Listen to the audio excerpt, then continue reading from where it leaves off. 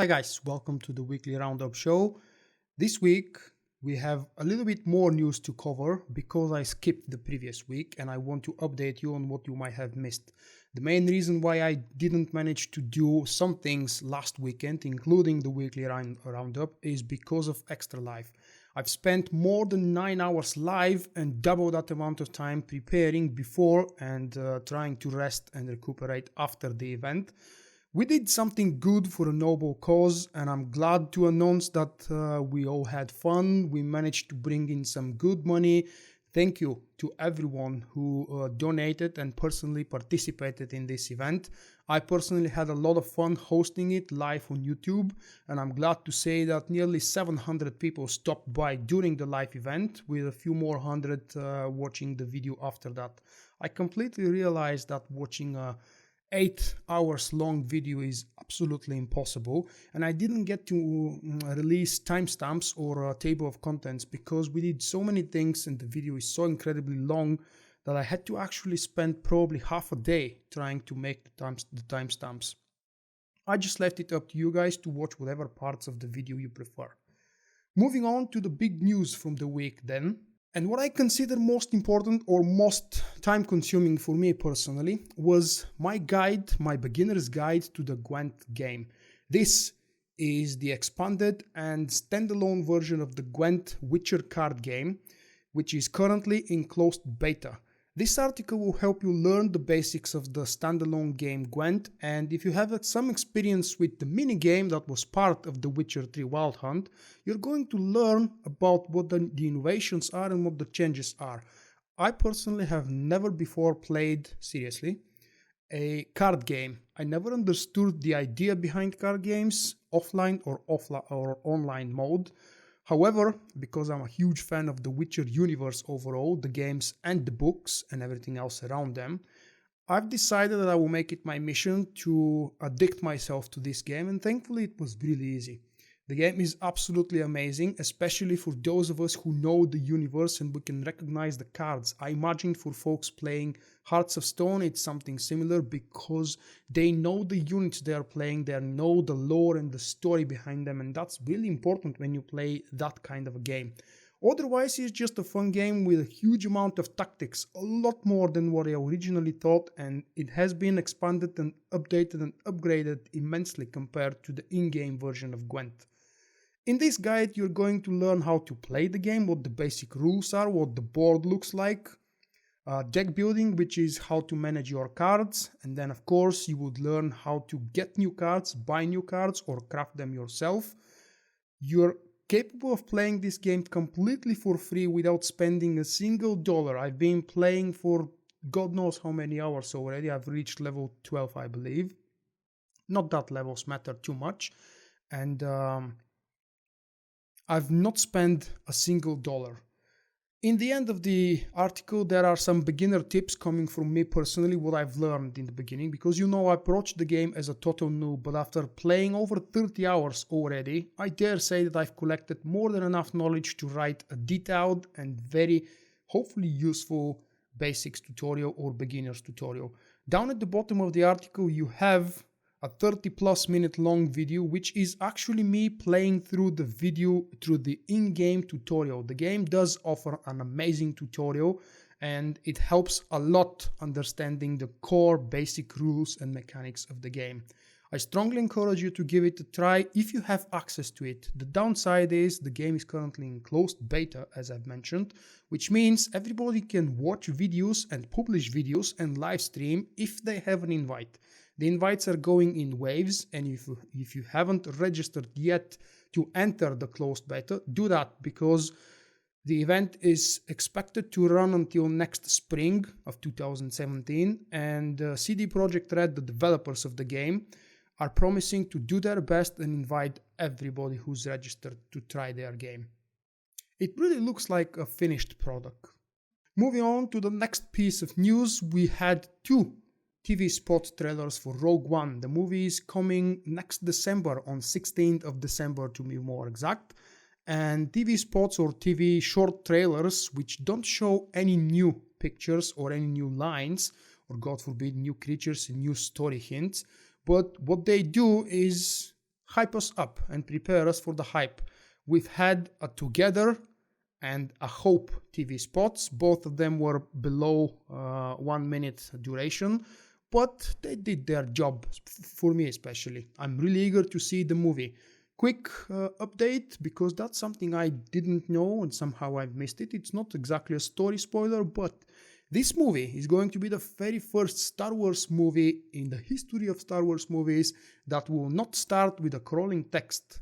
On 10th of November, the developers from BioWare, the developers creating and working on Star Wars The Old Republic, hosted an Uprisings playthrough developer livestream. We didn't have many developers talking and introducing new things coming with the expansion and patch 5.0 in the end of this month. Instead, we had the guys from the Bad Feeling podcast, which is a long-lasting now Star Wars The Old Republic audio podcast. They had a chance to play through one of the new Uprising instances, the one called Firefrost, located on Hot. They did 2 runs, once in story mode and one in hard mode, and down below here in this article you have a chance to read all of my personal notes. It's a little bit of a different set of notes because I was merely commenting and noting for myself and for you guys. At the very bottom of this article, as usual, you have a chance to listen and see my short recap or overview.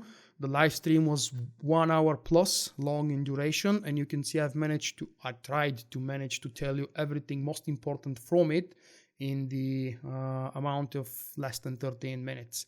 And right at the bottom, you also have a chance, if you prefer, to go and watch the full version of the live stream, which I have recorded and published on YouTube. If you prefer to watch it on YouTube, of course, it's also available on the official SWTOR account on Twitch. A few days before that, BioWare did something that we didn't expect. There was supposed to be a live stream, developer live stream, talking, explaining, discussing the 5.0 changes to classes and combat and balancing. BioWare decided to move away with this idea, and instead of a live stream, they've actually published the changes in several developer posts on the official SWTOR forums. I have collected and extracted all of them and published them in standalone posts on my website. And a couple days later, after I've given you a chance to explore everything for yourself, I did a detailed video overview analysis and here and there personal opinion about all of the class changes and combat balancing announced for 5.0.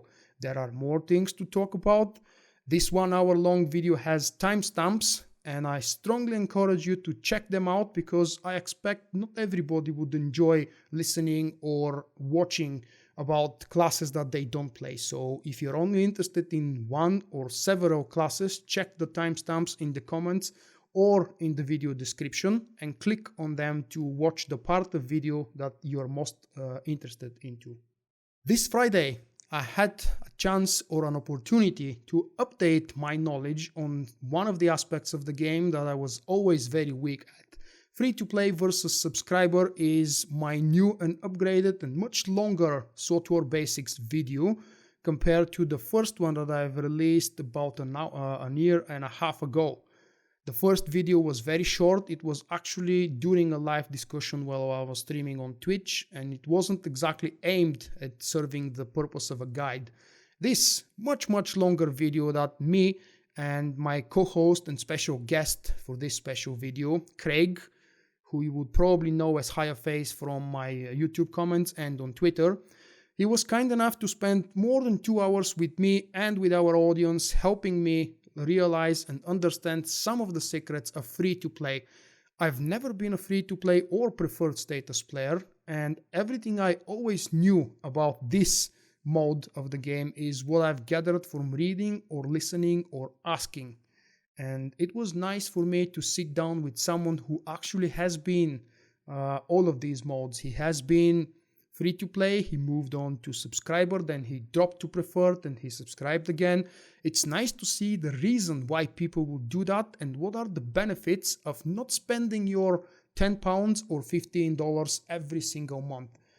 Take a look at the video. Mostly it's commentary and audio, so if you're too busy doing something else, have it running on the background or on your second screen, or listen to it in the form of podcast. There are no timestamps on this video as well, because there are so many questions and topics discussed. For those of you who can spend the time watching, pay attention to the commentaries and the live comments that I had as an overlay throughout the whole video, because the folks who were there watching and listening live helped us a lot with the smallest details that neither of us knew. For example, how much this unlock costs, or what happens to this part of the game when you drop from subscriber to preferred, and other things like that. Really useful. Thank you very much, guys, for helping us. And since this video, in case you didn't know, is actually realized and dedicated to my patrons, people who are pledging monthly directly to me to help and support my efforts with paying hosting builds for my website, for example, or buying upgrades such as the green screen that I've started using already and still haven't perfected really, but I'm learning as I'm going.